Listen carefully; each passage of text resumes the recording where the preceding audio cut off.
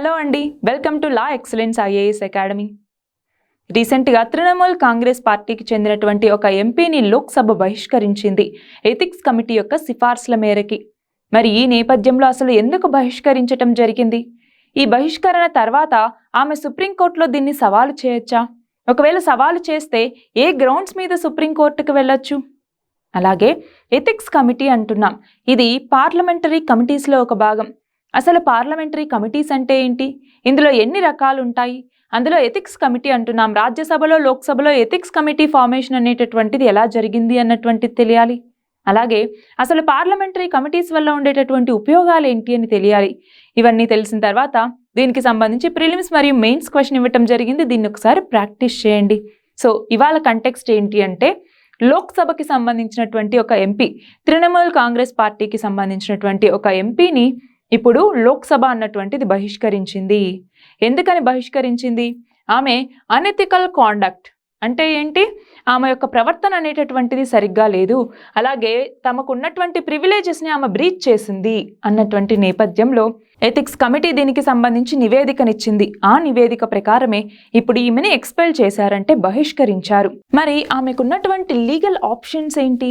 నార్మల్గా ఆర్టికల్ 122 ప్రకారం house proceedings ఏవైతే ఉంటాయో వీటిని కోర్టులో ఛాలెంజ్ చేయకూడదు. కానీ ఇప్పుడు ఈమె ఏదైతే 2007లో రాజా రాంపాల్ కేసు అనేది ఉందో దీనిని ఈమె ఎగ్జాంపుల్గా తీసుకొని సుప్రీంకోర్టుకు వెళ్ళే అవకాశం అనేది ఉంది. ఏంటి అసలు ఈ రాజా రాంపాల్ కేసు అన్నటువంటిది? చూడండి, 2007వ సంవత్సరంలో 12 మంది ఎంపీలు, ఆ 12 మంది కూడా మనం చూస్తే 11 మంది ఏమో లోక్సభకి సంబంధించినటువంటి వాళ్ళు, అలాగే ఒకరు వచ్చేసరికి రాజ్యసభకి సంబంధించినటువంటి వాళ్ళు ఉన్నారనమాట. అయితే వీళ్ళు ఇలాగా ఏవైతే వీళ్ళకు ప్రివిలేజెస్ ఇచ్చారో వాటిని బ్రీచ్ చేశారు అన్నట్టుగా వీళ్ళని కూడా బహిష్కరించడం జరిగింది. సుప్రీంకోర్టుకి వెళ్ళినప్పుడు సుప్రీంకోర్టు ఏం చెప్పింది? ఈ పవర్ ఆఫ్ ఎక్స్పల్షన్ అన్నటువంటిది పార్లమెంట్ యొక్క ప్రివిలేజెస్ మరియు ఇమ్యూనిటీస్లో భాగం అన్నట్టుగా చెప్పింది. మరి ఈ నేపథ్యంలో ఈమె సుప్రీంకోర్టుకి మళ్ళీ ఈ కేసును తీసుకెళ్లొచ్చు. మరి ఇక్కడ చూడండి, ఆర్టికల్ 105 క్లాజ్ 3 అన్నటువంటిది, ఆర్టికల్ 105 క్లాజ్ 3 అన్నటువంటిది ఏం చెప్తుంది? పార్లమెంట్ మెంబర్స్కి సంబంధించిన పవర్స్ మరియు ప్రివిలేజెస్ గురించి తెలుపుతుంది. మరి కోర్ట్స్ ఈ యొక్క ప్రివిలేజెస్ ఏవైతే ఎంపీస్కి అంటే లెజిస్లేచర్ సభ్యులకి ఉంటాయో వాటిని ఈ ఆర్టికల్ 122 ఇందాకే చెప్పుకున్నాం ఏమని, ఆర్టికల్ 122 కింద ఈ పార్లమెంట్ ప్రొసీడింగ్స్ ఏవైతే ఉన్నాయో వీటిని కోర్టుకు తీసుకెళ్ళటానికి వీల్లేదు అన్నట్టుగా. సో ఇది గుర్తుంచుకోవాలి. మరి మహువా మొయిత్రా ఈమె తన యొక్క ఎక్స్పెల్షన్ని కోర్టులో ఛాలెంజ్ చేయొచ్చు. ఏమేం గ్రౌండ్స్ మీద అంటే, ఒకటి చూడండి, స్పెసిఫిక్ ప్రివిలేజ్ ఆమెకి ఏదైతే ఎక్స్పెల్షన్కి కారణమైందో దాని గురించి సుప్రీంకోర్టు అన్నటువంటిది చూడొచ్చు. అలాగే మిగతా పార్లమెంటరీ కమిటీస్ ఏవైతే ఉన్నాయో ఆ పార్లమెంటరీ కమిటీస్లో వివిధ రకాల ప్రొసీజర్స్ అనేవి ఉంటాయి. సో వాటిని కూడా ఒకసారి గమనించి నిర్ణయం తీసుకోవచ్చు. అంతేకాదు ఈమె ఇక్కడ న్యాచురల్ జస్టిస్ అన్నటువంటిది లేదు, ఈ ప్రొసీజర్ ఏదైతే ఎథిక్స్ కమిటీ చేసిందో అది ఫెయిర్గా లేదు అన్నట్టుగా దాని మీద కూడా సుప్రీంకోర్టుకు వెళ్ళేటటువంటి అవకాశం అనేది ఉంది. అంతేకాదు ఇక్కడ ఇంక్వైరీలో ఫెయిర్నెస్ అన్నటువంటిది లేదు, సో ఈ ఇన్వెస్టిగేషన్ అన్నటువంటిది సరిగ్గా జరగలేదు అన్నట్టుగా కూడా ఈమె సుప్రీంకోర్టుకి వెళ్ళే ఛాన్స్ అనేది ఉంటుంది. మరి ఈమె మీద అసలు ఏమేం కేసులు ఉన్నాయి? ఎందుకని ఇప్పుడు ఎథిక్స్ కమిటీ అన్నటువంటిది ఈమెను ఎక్స్పెల్ చేయమనేసి చెప్పింది? ఎందుకని అంటే ఇక్కడ 2 రీజన్స్. ఒకటి వచ్చేసరికి పార్లమెంటరీ లాగిన్ డీటెయిల్స్, ఆ లాగిన్ పాస్వర్డ్ని ఈమె వేరే వాళ్ళకి ఇచ్చింది. అయితే ఇది కూడా బ్రీచ్ ఆఫ్ ప్రివిలేజ్ కాదు అన్నట్టుగా లోక్సభ పక్కన పెట్టేసింది, దీని గురించి కన్సిడర్ చేయలేదు. రెండవది క్యాష్ ఆన్ క్వరీ అంటాము. క్యాష్ ఆన్ క్వరీ ఈ నేమ్ అన్నటువంటిది ఇంపార్టెంట్ అండి. క్యాష్ ఆన్ క్వరీ అంటే ఏంటి? ప్రశ్నలు అడగటానికి డబ్బు తీసుకున్నారు అన్నటువంటి ఆరోపణలు అనమాట. ఈ ఆరోపణలతోనే ఇప్పుడు ఆమెను ఎంక్వైరీ చేయటం జరిగింది. దాని తర్వాతే ఈ ఎథిక్స్ కమిటీ అన్నటువంటిది లోక్సభకి ఒక రిపోర్ట్ని ఇచ్చింది. ఆ రిపోర్ట్ని బేస్ చేసుకునే లోక్సభ అన్నటువంటిది ఈమెను బహిష్కరించింది. సో మెయిన్ రీజన్ అయితే ఇది. లాగిన్ పాస్వర్డ్ వేరే వాళ్ళకి ఇచ్చింది అన్నట్టుగా లోక్సభ దీనిని పట్టించుకోలేదు, ఓకే ఏం కాదు అన్నట్టుగానే వదిలిపెట్టేసింది. కానీ ఇక్కడ క్యాష్ ఆన్ క్వరీకి సంబంధించి ఈమెని ఎక్స్పెల్ చేయటం జరిగింది. మరి పార్లమెంటరీ కమిటీస్ అంటున్నాం. ఏంటి పార్లమెంటరీ కమిటీస్ అంటే? ఎన్ని రకాలు ఉంటాయి? ఇవన్నీ మనకి తెలియాలి. చూడండి, పార్లమెంటరీ కమిటీ ఇందులో కంపోజిషన్ ఏంటి అంటే, అందులో ఉన్నటువంటి మెంబర్స్ ఎవరైతే ఉంటారో వాళ్ళని అపాయింట్ చేసేది ఎవరు? అక్కడ ఉన్నటువంటి సభ. అయితే వాళ్ళని నామినేట్ చేసేది ఎవరు? లోక్సభ స్పీకర్ కావచ్చు, రాజ్యసభలో అయితే రాజ్యసభ చైర్మన్. మరి ఫంక్షన్కి సంబంధించి చూస్తే ఇవి దేని కింద పనిచేస్తాయి అంటే లోక్సభ స్పీకర్, రాజ్యసభ చైర్మన్ వీళ్ళ యొక్క డైరెక్షన్స్ మేరకు వీళ్ళు పనిచేయటం జరుగుతుంది. అంతేకాదు రిపోర్ట్ కూడా మళ్ళీ తీసుకొచ్చి లోక్సభ స్పీకర్కి లేదా రాజ్యసభ చైర్మన్కే వీళ్ళు రిపోర్ట్ని ఇవ్వాల్సి ఉంటుంది. సో ఇప్పుడు కూడా ఎథిక్స్ కమిటీ అన్నటువంటిది లోక్సభ స్పీకర్కి రిపోర్ట్ని ఇచ్చింది, అవునా? సో ఆ నేపథ్యంలోనే లోక్సభ స్పీకర్ ఈమెను బహిష్కరించాలనేటటువంటి నిర్ణయం తీసుకున్నారు. అలాగే సెక్రటేరియట్ అంటే ఏంటి? ఈ యొక్క పార్లమెంటరీ కమిటీస్ ఏవైతే ఉన్నాయో వీటికంటూ ఒక స్పెషల్ సెక్రటేరియట్ అన్నటువంటిది అరేంజ్ చేయటం జరుగుతుంది.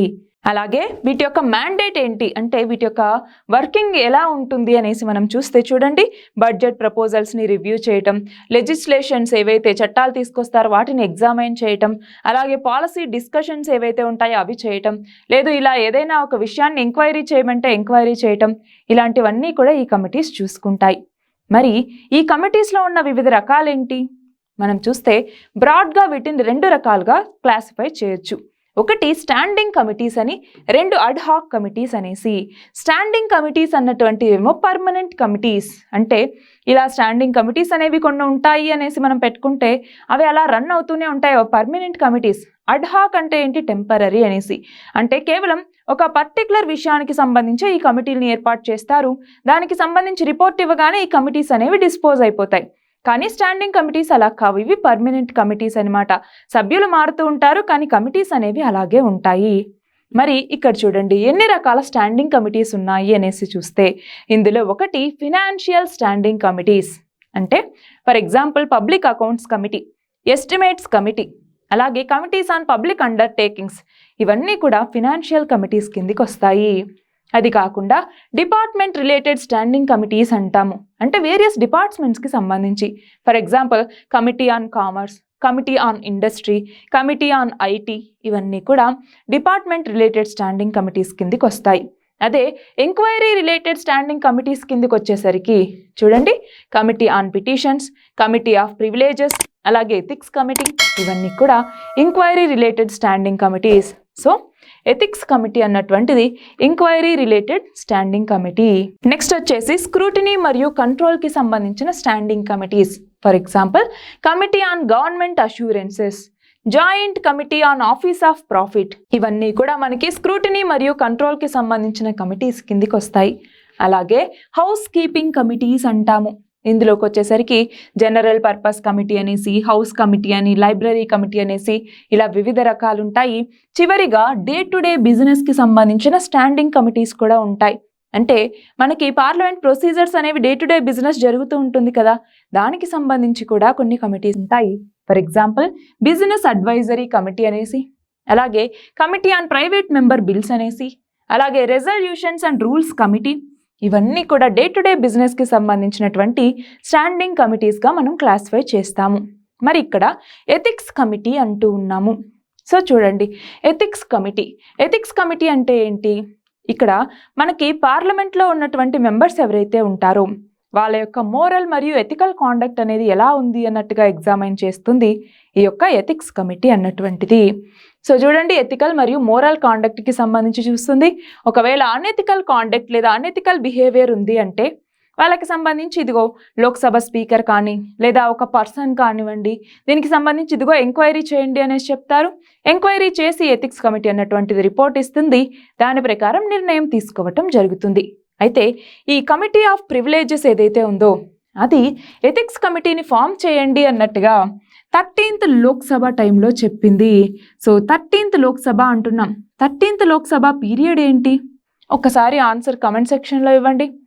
నెక్స్ట్ చూడండి, ఎథిక్స్ కమిటీకి సంబంధించి రాజ్యసభలో ఎప్పుడు ఫామ్ అయింది, లోక్సభలో ఎప్పుడు ఫామ్ అయింది, ఈ రెండింటి మధ్య డిఫరెన్సెస్ ఏమైనా ఉన్నాయా అనేసి ఒకసారి చూస్తే చూడండి, ఎప్పుడు ఫామ్ అయింది రాజ్యసభలోనేమో 1997వ సంవత్సరంలో, అదే లోక్సభలోనేమో 2000వ సంవత్సరంలో. అయితే కంపోజిషన్కి సంబంధించి చూస్తే రాజ్యసభకి సంబంధించి ఎథిక్స్ కమిటీలో 10 మెంబర్స్ ఉంటారు చైర్మన్తో సహా, కానీ లోక్సభలోకి వచ్చేసరికి 15 మెంబర్స్ ఉంటారు. ఇందులో మనకి స్పీకర్ కూడా ఉంటారు. స్పీకర్తో కలిపి మొత్తం 15 మంది మెంబర్స్ ఉంటారు. అదే రాజ్యసభకి సంబంధించి అపాయింట్మెంట్ చూడండి, రాజ్యసభ చైర్మన్ నామినేట్ చేయటం జరుగుతుంది. ఇక్కడైతే లోక్సభ స్పీకర్ నామినేట్ చేయటం జరుగుతుంది. అయితే రెండు కూడా అంటే లోక్సభలోను రాజ్యసభలోను ఎథిక్స్ కమిటీ యొక్క కాలం ఎంత అంటే 1 సంవత్సరం దాటకుండా ఇవి వీటి యొక్క పని చేస్తాయి. సో ఇది గుర్తుంచుకోవాలి. మరి ఎంపీల్ని బహిష్కరించడానికి సంబంధించి రాజ్యాంగంలో ఏ ఆర్టికల్ చెప్తుంది అంటే ఎక్స్ప్లిసిట్గా మనకి రాజ్యాంగంలో ఏ ఆర్టికల్ కూడా ఎంపీల యొక్క బహిష్కరణ గురించి తెలపలేదు. మనకి ఎగ్జామ్లో అడగచ్చు, ఎంపీల బహిష్కరణ గురించి తెలిపేటటువంటి ఆర్టికల్ ఇది అన్నట్టుగా మనకు అడిగినప్పుడు మనం గుర్తుంచుకోవాలి, ఎక్స్ప్లిసిట్గా ఎలాంటి ఆర్టికల్ కూడా రాజ్యాంగంలో ఎలాంటి ఆర్టికల్ కూడా ఎంపీల యొక్క ఎక్స్పల్షన్ లేదా బహిష్కరణ గురించి తెలపట్లేదు అనేసి. మరి ఎంపీలు తమ యొక్క సీట్ని ఖాళీ చేయాలి అంటే దానికి సంబంధించి రాజ్యాంగంలో ఏమేం ప్రొవిజన్స్ ఉన్నాయి, కాన్స్టిట్యూషనల్ గ్రౌండ్స్ ఏంటి, ఒక ఎంపీ తన యొక్క సీట్ని వెకేట్ చేయాలి అంటే ఇక్కడ గుర్తుంచుకోవాలి, ఆర్టికల్ 101 అన్నటువంటిది ఎంపీ తన సీట్ని వెకేట్ చేయటానికి ఏమేం గ్రౌండ్స్ మీద వెకేట్ చేయొచ్చు అన్నట్టుగా చెప్తుందన్నమాట. అందులో చూడండి, వాలంటరీగా రెసిగ్నేషన్ చేసినా, లేదంటే డిస్క్వాలిఫై అయినా, లేదు అంటే కంటిన్యూస్గా పార్లమెంట్ ప్రొసీడింగ్స్ జరిగినప్పుడు 60 సిట్టింగ్స్ వరకు ఆబ్సెంట్ అయినా కూడా తనని డిస్క్వాలిఫై చేయటం జరుగుతుంది. తన యొక్క సీట్ అనేటటువంటిది వెకేట్ అవుతుంది. అది కాకుండా ఇప్పుడేంటి, ఏదైనా ప్రివిలేజెస్ని బ్రీచ్ చేసినా కూడా ఇలా పార్లమెంటరీ కమిటీస్కి దాన్ని రెఫర్ చేస్తారు. దాని యొక్క నిర్ణయం మేరకి లోక్సభ స్పీకర్ కానివ్వండి, రాజ్యసభ చైర్మన్ కానివ్వండి ఎక్స్పెల్ చేసేటటువంటి అధికారాన్ని కలిగి ఉంటారు. మరి పార్లమెంటరీ కమిటీస్ అంటున్నాం, వీటి యొక్క ఇంపార్టెన్స్ ఏంటి, పార్లమెంటరీ కమిటీస్ ఎందుకు అవసరం అనేసి చూస్తే చూడండి, గుడ్ గవర్నెన్స్ని ఎన్ష్యూర్ చేయటానికి, అలాగే అకౌంటబిలిటీని పెంచడానికి, అలాగే డెమోక్రటిక్ పార్టిసిపేషన్ని పెంచడానికి అంటే ప్రజల యొక్క పార్టిసిపేషన్ని పెంచడానికి, పొలిటికల్ న్యూట్రాలిటీని తీసుకురావాలి అంటే పొలిటికల్ ఇన్ఫ్లుయెన్స్ అనేది ప్రతి దాని మీద ఉంటుంది అన్నటువంటి ఏదైతే ఒపీనియన్ ఉంటుందో దాని నుంచి బయటికి తీసుకురావడానికి ఇది ఉపయోగపడుతుంది.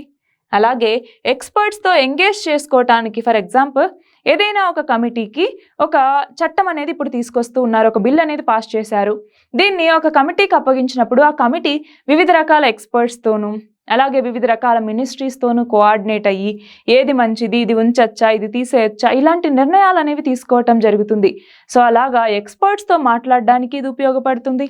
అలాగే ఇన్ఫర్మేషన్ రిజర్వాయర్ అంటే ఏంటి, ఇలాగా కమిటీస్ దగ్గరికి వివిధ రకాల విషయాలు వెళ్ళినప్పుడు వాటన్నింటికి సంబంధించిన డేటా ఆ యొక్క కమిటీస్ దగ్గర ఉంటుంది, దాన్ని ఎప్పుడైనా కూడా మనం వాడుకోవచ్చు. సో ఇవి పార్లమెంటరీ కమిటీస్కి సంబంధించిన మెరిట్స్గా మనం చెప్పచ్చు. మరి దీనికి సంబంధించి ఒక ప్రిలిమ్స్ క్వశ్చన్ ఇవ్వటం జరిగింది, అలాగే ఒక మెయిన్స్ క్వశ్చన్ ఇవ్వటం జరిగింది, ఒకసారి ప్రాక్టీస్ చేయండి. సో ఇవాళ మనం ఏం చూసాము, ఇలా టీఎంసీ అంటే తృణమూల్ కాంగ్రెస్ పార్టీకి చెందినటువంటి ఒక ఎంపీని లోక్సభ బహిష్కరించడం జరిగింది. మరి ఎందుకు బహిష్కరించారు, బహిష్కరించిన తర్వాత సుప్రీంకోర్టుకి ఈమె ఎలా ఛాలెంజ్ చేయగలదు, ఏ గ్రౌండ్స్ మీద ఛాలెంజ్ చేయగలదు, పార్లమెంటరీ కమిటీస్ అంటే ఏంటి, ఇందులో ఉన్న రకాలేంటి, ఎథిక్స్ కమిటీ అంటే ఏంటి, అసలు పార్లమెంటరీ కమిటీస్ యొక్క మెరిట్స్ అంటే బెనిఫిట్స్ ఏంటి, ఇవన్నీ కూడా ఈ వీడియోలో చూసాం. All the very best and thank you very much.